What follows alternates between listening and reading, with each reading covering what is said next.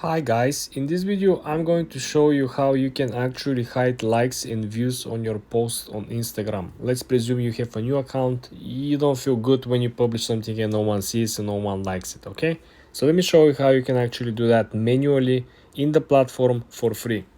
First thing you want to do, you want to click on the lower center of the screen. Let's create a brand new post. For example, I want to publish this image over here, right?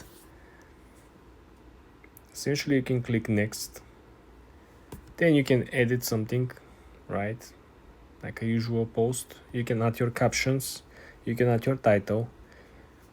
Then you can scroll down, you can add your location, you can add music. Everything is usual, guys. You want to make sure that you don't do any irrational things, okay? Just post it as usual. Don't make people suspicious.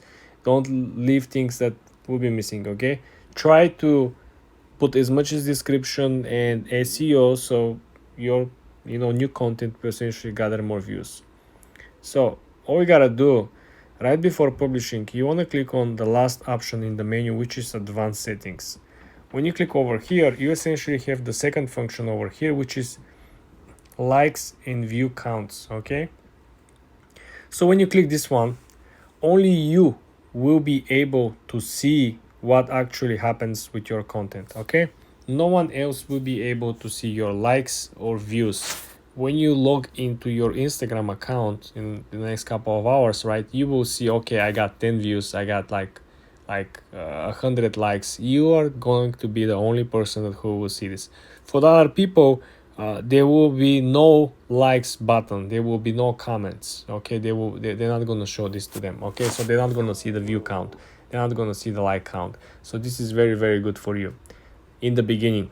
Okay, later on you might want to have this if you're looking to get collaborations or brand deals, because the brands want to know how good your account is performing. But this is a very good starting point.